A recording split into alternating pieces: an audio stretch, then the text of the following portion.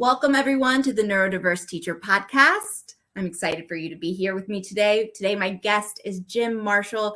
Jim is a polymathic intellectual whose areas of expertise include psychology, philosophy, theology, parapsychology, science, engineering, mathematics, law, literature, history, metaphysics, military science, political science, physical culture, organization, education, and music. Jim is a polymathic intellectual who has devoted over 50,000 hours to the study and practice of multiple dimensions of human potential and development. Not to mention that he's also the author of Septemics, Hierarchies of Human Phenomenon, Analysis, Prediction, and Management of Human Affairs. Wow. Welcome, Jim, to the Neurodiverse Teacher Podcast. I'm really excited for you to be here today. Thank you, Kristen. Absolutely. So let's dive in and jump right into things.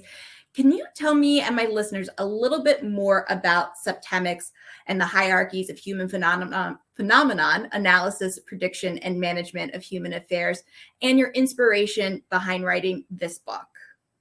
Okay. Well, I am the discoverer of hitherto unknown natural phenomena, which greatly aid in the understanding of people, from which I constructed a revolutionary philosophical system called Septemics, which was published in the book Septemics, Hierarchies of Human Phenomena. Septemics is a philosophical science based on the fact that many phenomena related to humans occur in a sequence of 7 levels. Literally, the word Septemics means of or pertaining to 7. Septemics comprises a collection of scales or sequences, each of which breaks down various human phenomena into a hierarchy of 7 steps. There are 35 such scales which span the spectrum of human experience, by which I mean there's any situation that arises in the life of a human being is going to be successfully addressed by one or more of the scales in this book. It's universally applicable. In most cases, there will be multiple scales which will apply. In fact, in many cases, depending on the nature of the situation, you could find 8, 10, 12, 15 scales that apply.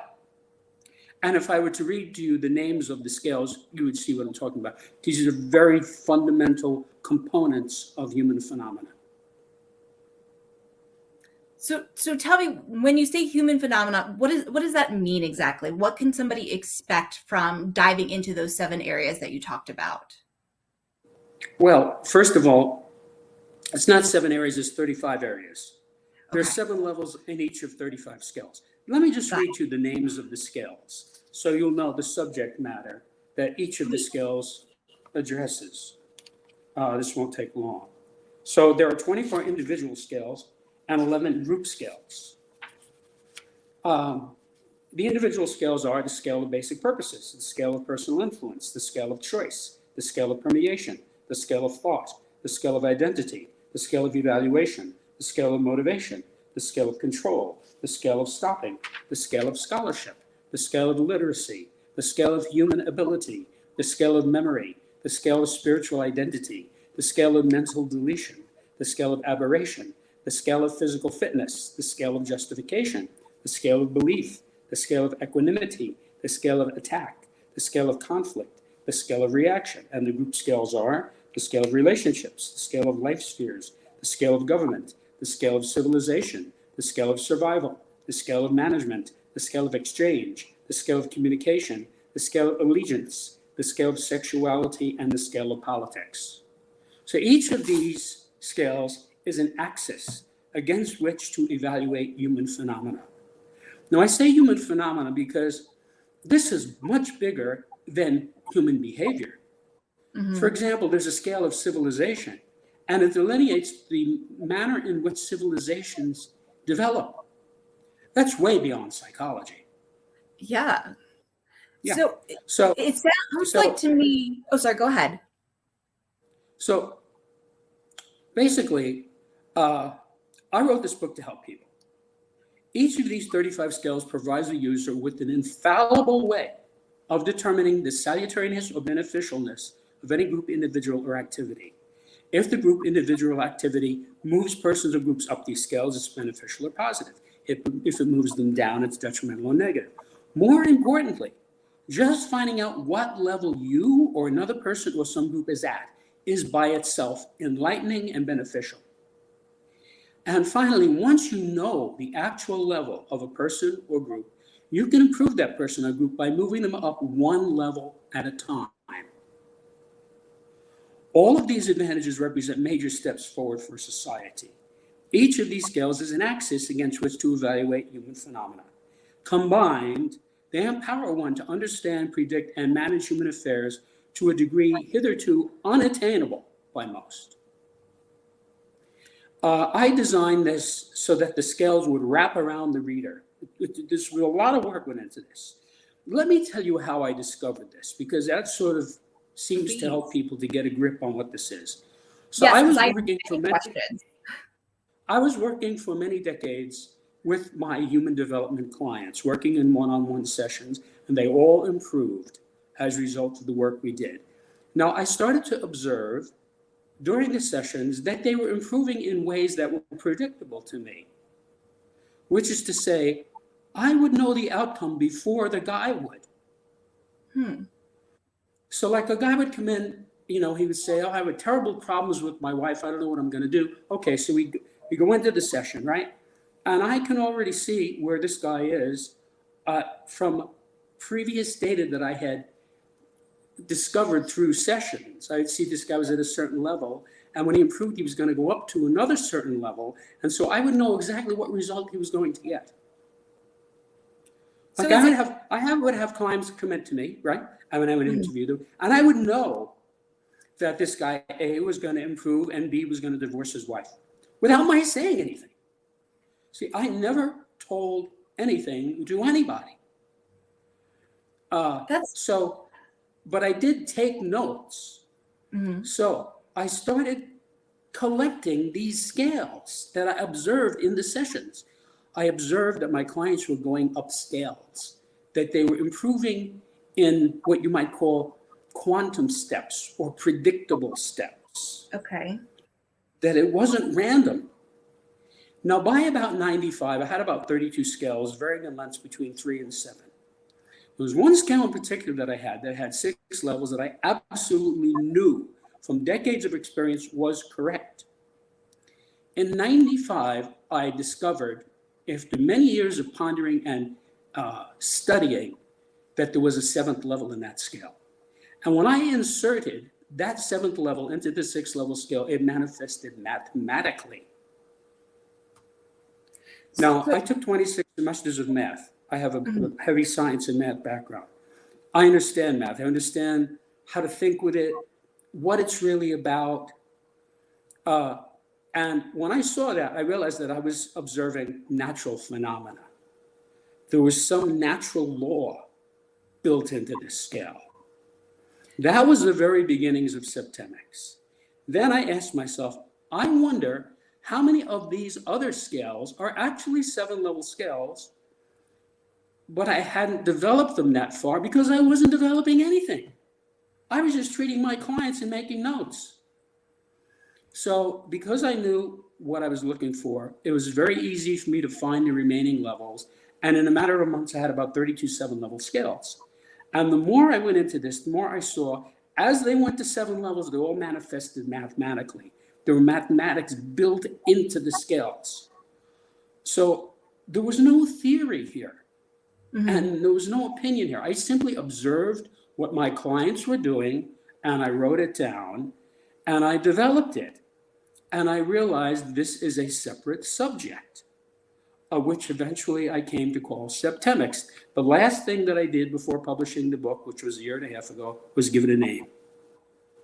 So at that point, I said, this can really help people. Since this is natural phenomena, people will get this. It's like when you look at something that is inherently true, you get it, like the Pythagorean theorem. You don't have to be a mathematician to see that it is correct. It's so obvious. Anybody who learns, they can use it in his backyard. So there's no arguing with it. And that's how these scales are. They are, I will bet my life, the scales are correct. Now, you may argue with the way I presented them or the words that I used to describe them. that is a matter of art. And that Okay. took a lot of time. So I worked on this book for 25 years. Wow. First, I had to discover the phenomena, which was mostly done by 95, although I did discover a few scales as I went along. The book has 35 scales. Then I had to engineer the philosophical science that would work for people, and that took a couple of decades. And one of the challenges in that was figuring out what the axis was. In other words, I would have a scale and know that the scale was correct, but not know what it was measuring. Mm-hmm. In other words, I'd look at it and say, well, yeah, this is what people do, but what is this? For example, there's a scale of equanimity. Equanimity is one of the most important functions in human relationships. 95% of the problems that people have with one another is because one or both of the people have a lack of equanimity. Somebody gets offended, So if you're equanimitous, things don't bother you. People can make fun of you. You have equanimity, it doesn't bother you. So that is a very important human trait, valuable. Now, the scale itself looked like maturity. When I named the scales, you have to realize there's the phenomena, and then there's the name you give to the phenomena, right? You have to give it a name if you're going to explain it to people. Right. So when I was naming it, it looked like a scale of maturity. But as I went further into it and researched it, I realized there's something deeper here. This is not maturity. This is equanimity, which is a very profound function in people as to whether or not they succeed, as to whether or not they can be happy. And that's one example of the 35. So eventually I worked out all the axes. What are the correct axes? And I wound up expressing these 35 scales on what you might call tables or spreadsheets. If you look in the book, you'll see it'll give you the name of the scale, and then there's a table. So the best way to explain this to somebody who has never seen the book is the periodic table of elements. Now, before Mendeleev invented the periodic table, there was chemistry, but he revolutionized it by taking all the elements, putting them on one page in correct relationship to one another, in the right periods, in the right groups. That in itself is enlightening. I can tell you, as a chemistry whiz, it's like it jumps out and grabs you. And to a chemist, it's like embedded in your brain, the periodic table. It's like the basic truth of matter.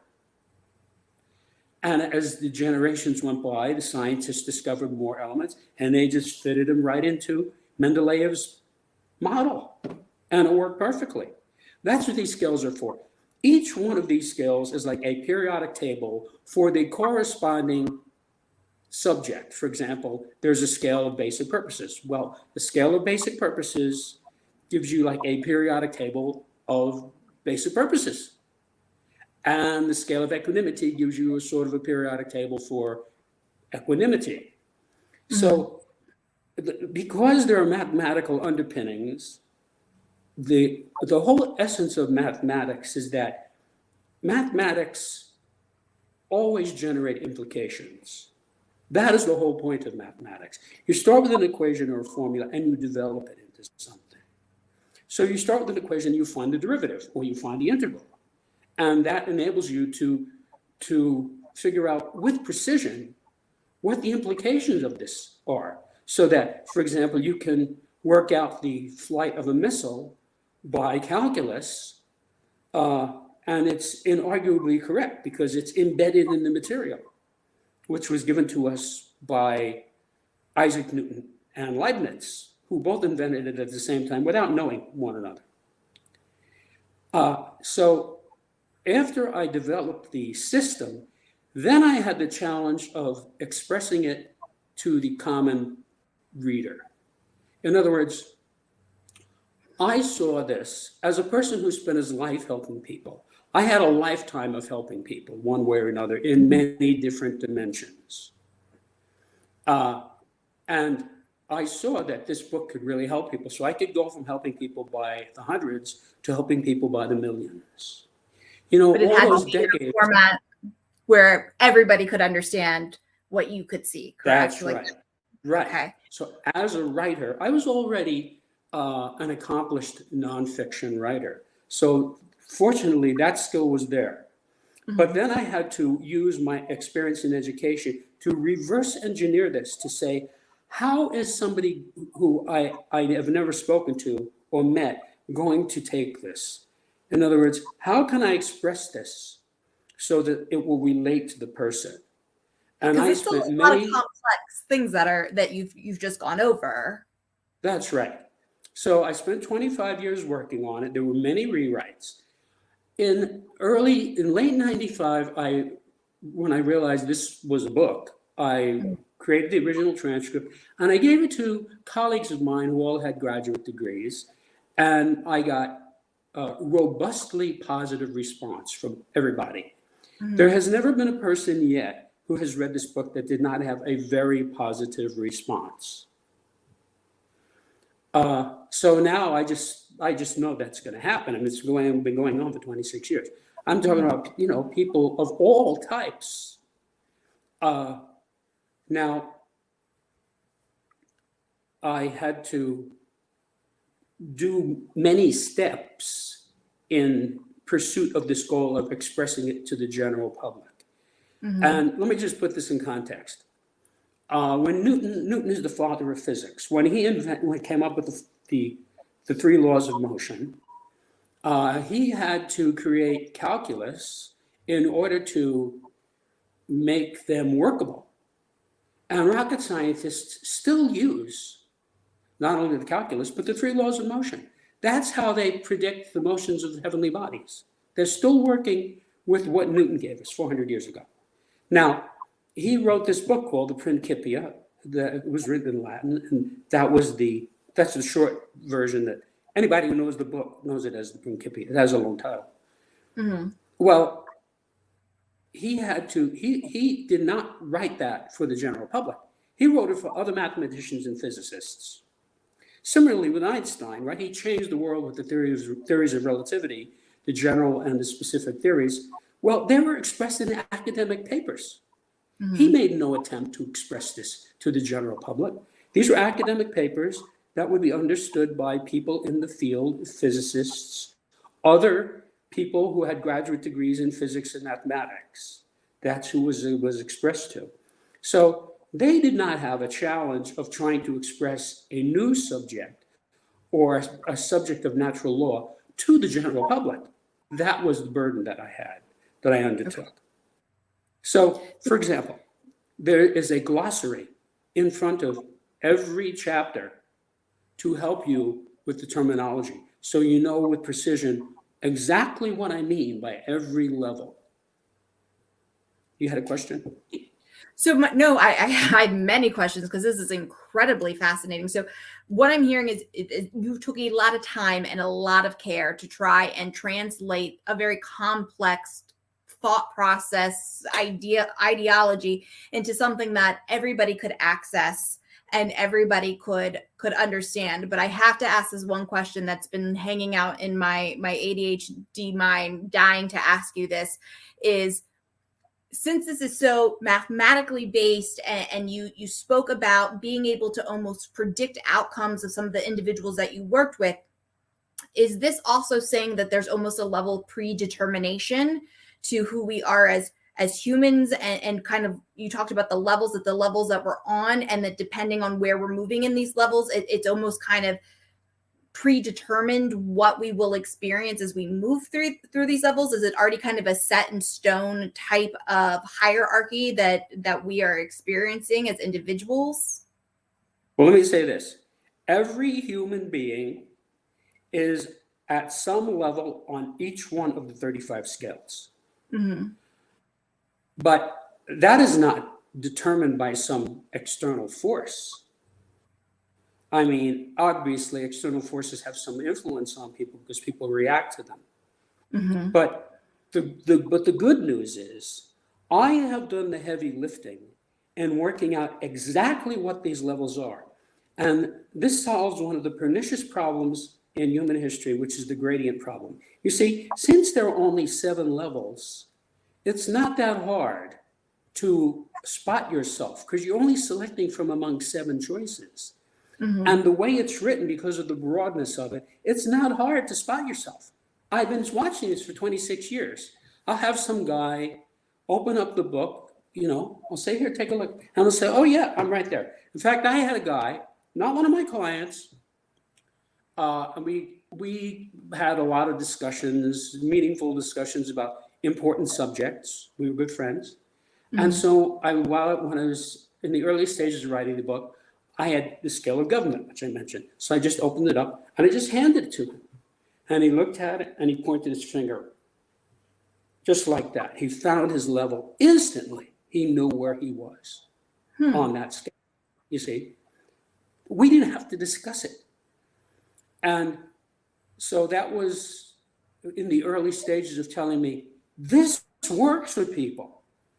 And I keep talking to people and getting responses from readers, and I keep getting the same thing. Well, basically what I get is, I basically get 2 things. One thing is, yes, which is something like, I get it, this is real, this works, I see it. Mm-hmm. And the other thing I get is, they say, this blew me away. Now, that's not my verbiage, I don't speak that way, but that's what people tell me. Mm-hmm. People say, wow, this blew me away. That's the most common response I get from this, because it's natural law. And that's how I know the scales are correct, because you have to understand, as an engineer, engineers are not interested in opinion or beliefs. We're not interested in that. We don't care about that. Whatever beliefs or opinions you have, that's fine, go away. We have a motor to build, an airplane to design, or a computer or troubleshooting, whatever the job is, we don't care about that. We got to get this thing working, okay? This bridge must stand on the river. It must take more traffic than will ever go on that bridge, even in a hurricane, okay? And that's how we work, okay? So that is the rigor with which I created this subject as an engineer. So this is basically human phenomena through the mind of an engineer. So I did all the hard work. So now it's very easy for anybody who A, can read English, and B, wants to improve himself to use this book. Okay. Now I've calculated that 57% of the human race wants to improve either himself or his life. Mm-hmm. The other 43%, they're not interested in this book. If you think somebody like Al Capone or John Gotti is going to be interested in this book, I'm here to tell you they're not. They're not going to read it. If they did read it, they wouldn't understand it. If they did understand it, they wouldn't use it. And I can assure you that destructive people, psychopaths and sociopaths and narcissists, are not going to like this book. They're not going to want this book to proliferate, because this helps the general public, ordinary people, get better, get smarter, get more ethical, be more successful. It essentially does, in a certain way, what I was doing with my clients for all those years. Now, of course, the work that I was doing, because I was there with the client, which of course is time consuming and expensive, that's a much broader field where I would get people into higher states that they would describe as expanded consciousness and nirvana and things like that. This book doesn't really go that far. It sort of takes the average person and shows him, this is what's going on in your life. So each one of these scales is a lens that you can hold up and look at that area of your life, like thought, like there's 7 levels of thought. You see, I did the hard work of figuring out, what are the 7 levels of thought? There are not 18 or 22. There are 7. And therefore, you can look at it and say, yes, this is my level. I'm right here at level 4. And when you find that, then you can improve yourself up to level 3. And one of the axioms of this subject is that you can never skip a level. That is impossible. Okay. No matter what you say or think.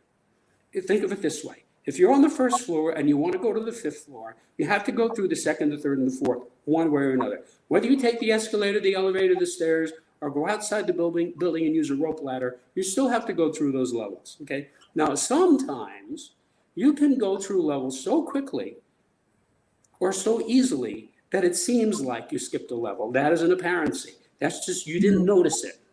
Okay. For example, there's But you were still there. physical fitness. Right. There's a scale of physical fitness. Level 2 on the scale is athletic. So you take somebody who's an Olympic gymnast, right? He's at level 2. Very, very high level of physical fitness. So you shoot this guy with a gun, right?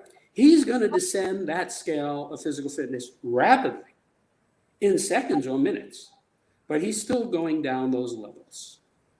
Just like a guy jumps off the roof of a 20-story building, he's going to go past the 19th, the 18th, and if he's dopey, as he goes past the 11th story, he says, so far so good, and then he goes splat when he gets to the bottom. So a good way of thinking about this is, when you drive, right, there's all kinds of signage. There are laws. You cannot cross the double line. You cannot go through a stop sign. You cannot go through a red light. These laws are there based on common sense and engineering principles, okay? Civil engineers know you're going around this curve. If you're going to go past 35 miles an hour, you're going to have trouble sliding over because of angular momentum, right? So they set a speed limit, which they have calculated. And you better follow that signage. If you don't, you're going to get in a lot of trouble. You're going to get tickets. You're going to get maybe your license suspended. Maybe you'll kill somebody, okay? So that is what this book is like, except it's for your whole life. So I have done all the engineering work to work out the 7 levels of all 35 parameters. And so anybody can take this book alone. You don't need anything else. Just this book, maybe a dictionary, and go home and use this book and lift himself up by his bootstraps, just using this book, because I used my lifetime of education. I did a lot of tutoring in my life. I sort of mastered the idea of figuring out what the person doesn't know and getting him to understand that thing so that he can then, because I spent a career of cleaning up the messes made by the education system. I'll get some kid, perfectly normal kid, not stupid, can't get algebra, right? So I have to come in like a detective and figure out, what is it this guy doesn't understand? Now, I can tell you from long experience, the person never knows what he doesn't understand. Sometimes he thinks he knows what he doesn't understand, and he's always wrong. It's always something more fundamental that he missed or that wasn't expressed. And that is how I reverse engineered this book, working backwards on each level. Now, there are 35 scales, each of which has 7 levels. That's 245 different levels. Each of them had to be verified, redundantly clarified, expressed, and great care was made. If you see the way it's written, you'll see there's a lot of terminology clarification. It's very clear. For example, the scale of sexuality. The second highest level is what I call take it or leave it. There are persons who are very highly evolved people. Their attitude towards sex is they can take it or leave it. They can have it or not have it.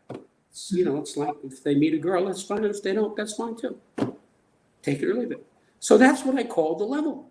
Take it or leave it. Now, I could have given it a more sophisticated name, but what's the point of that? Take it or leave it.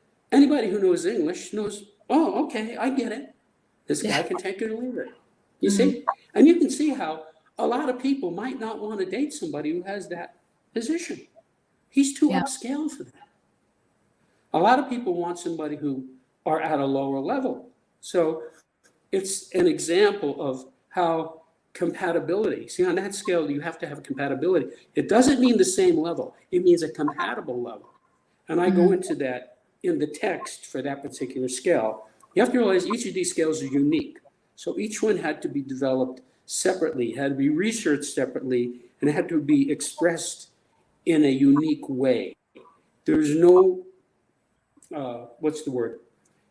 There's overlap, but there's no real redundancy here. Okay. So a lot of it is how the person thinks about it. In other words, he can look at a situation, well, is this a problem in the way of thinking about it? Well, that will be the scale of thought. Is this a problem of how much I'm permeating the area? Well, that's the scale of permeation. You see, it's how the person thinks of it. So you get the right scale, and he will find his level, and then you can move him up. Now, the gradient problem has been with us all along, and I'm sure you know already that all good teachers, facilitators, therapists, counselors understand gradients, right? Mhm. You have to, I had many very good teachers. Every one of them understood this is how you teach trigonometry. First, you have to get the sine wave, then you know the cosine, you see, and you have to teach it in a certain way because they have to have the gradients in. And good teachers get good results because they know the gradients and they pay attention to the students. If a student is not getting something, he missed the gradient somewhere, and so you have to kind of get that in for him. So these scales give you the gradients. There are 7 gradients in these 35 axes. So in all of these areas of life, you have a roadmap to success that I'm giving you. And if you can read English reasonably well, by the way, there's a scale of literacy. Most people think, well, you're literate or you're illiterate. That's binary. No, that's not correct. There are 7 levels of literacy. That is a big problem in communicating to people and in teaching people, especially. If somebody has a low level of literacy, you have to deal with that level. You have to deal with him at that level. I'll give you an example. I had a client who was a doctor, very skilled surgeon, very successful doctor, okay? Highly thought of, had a great practice. And just socially, I had read a novel that I liked, and I just saw her and I said, here, read this novel, it's really good. She said, okay. So I saw her a week or 2 later, and she handed me back the book, and she said, and I quote, I can't read this book. Now, you would think someone who is a doctor would be able to read a popular novel that was read by millions of people. But she couldn't. Her level of literacy was too low. Now, she could explain to you the intricacies of biochemistry, but if you had her try to read Thomas Mann or Dostoevsky or William Faulkner, she would be lost. That's interesting because that just really comes down to her brain processes and how her brain takes in and processes information. Yes. But the good news is I could take that person and I could have that person find, I haven't been in touch with this person in a long time. I could find this person and say, take a look at the scale of literacy. I would first have her read the glossary, take a look and tell me, where are you on the scale? Okay. And she would say, oh, I can see, I'm down here at level 5. Okay, because I describe it in the text. And then I'd say, okay, let's move you to level 4. And she would be able to do that. If you tried to move her to 3 or 2 or 1, you would fail because it's too steep a gradient. But she will be able to go from 4 to 3 or from 5 to 4. And now you have improved the person up according to that axis. And let's say you move the person up to level 3, from level 5 to level 3, that person would be much more literate, and you could hand her the same novel and she would just be able to read it. So this is a book about solving problems, human problems. See, I thought when I was a kid that I was going to be engineering like what other engineers do, that I was going to be involved in airfoils and computers, motors, things like that. But by the time I had my bachelor's degree, I realized that I did not want to engineer anything in the physical universe. I wanted to engineer the human psyche, because that is where the challenge was. By the time I had my bachelor's degree, I sort of knew, because I was a polymathic enthusiast, although I didn't think of myself that way, as I knew what was in the mainstream. In other words, I knew about math and physics, chemistry, economics, anthropology, I knew what was in the mainstream. And in between all these things, which are taught very nicely in universities, are vast gaps Yeah. that nobody seemed to know anything about. Yeah. And so that is why I was sort of a person who in my youth was interested in things like the Twilight Zone, One Step Beyond, The Outer Limits. I don't know if you've heard of these old TV shows from the late 50s, early 60s that were about the unknown, the mysterious. That was compelling to me because these were things that I was very interested in, but nobody was teaching me these things. Yeah. So I have sort of eventually, because of my insatiable inquisitiveness, it led me to finding this material inadvertently. And then I spent 25 years crafting a book that would help people. And And I I see help people every day. this is probably the most fascinating, and just the different dynamics and levels that all are part of this. I really find this to be just, I'm glad that you've opened my eyes to this and the fact that this is even out there. So we're getting close to the end of this interview here. So there's two things that I definitely want to ask you. And the first one being, if my listeners wanted to learn more about this, if they wanted to learn more about your work, reach out to you, what would be the best way for them to go about doing so? I invite your clients to my website, septemics.com, Septemics. And I have very carefully crafted that website to fully inform people about what this is and how it can help them. You get to see what readers have said about it, what journalists have written about it, what the reviews are, and even sections of the book are on there. Oh, that's So fantastic. if you go to from there and you can find where to buy the book is easy to find. Every Amazon and everybody else sells it. So that's what I would say.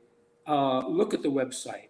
A lot of people have had a very positive response to the website. It was carefully engineered along with everything else with the book to be user-friendly and to bridge the gap from a person being completely ignorant to getting to a point where they say, wow, I want to find out about this. That is fantastic. All right. Well, before we part, Jim, my last question for you that I like to ask all of my guests that come on the show is, if you could send a message to students or young adults right now that might be struggling, maybe they struggled in school, either academically or socially, what would be the message that you would send to them? I would say this: the data in this book are vital for every human being and can help you to achieve your goals faster and easier by explaining what might otherwise seem to be inexplicable or random. If someone were to invite you to a rendezvous, you would certainly expect them to tell you the exact location and perhaps also how to get there. Needless to say, it's very difficult to get somewhere if you don't know where you are, don't know where you're going, and don't know how to get to your destination. Now, this sounds idiotic, but most people do this regularly. So much so that it's considered normal. So, if this applies to everybody. Most people wander through life aimlessly. Whether discussing politics, career, romance, finances, health, you name it. Most people do not know where they are going, nor how to get there. So if you want to improve your or another's condition, these skills are extremely useful because each is a roadmap for some area of human activity. It enables you to find out precisely where you are, where you're going, and how to get there in some specific context. So I urge them to use this. It's not expensive. There's a hardbound, a softbound, and an ebook. The ebook is cheap. For a few bucks, you can change your whole life. So that is my recommendation. I love it. I love it. Well, Jim, thank you for coming on the Neurodiverse Teacher podcast. Thank you for sharing your information, for enlightening us with this new subject. I encourage everyone to get the book and read it. I know it will be on my to-do list because I am very interested in learning a little bit more. And if it's the opportunity to improve myself, why not? So thank you for coming on and sharing this knowledge. I greatly appreciate your time today. Thank you, Doctor. I appreciate it.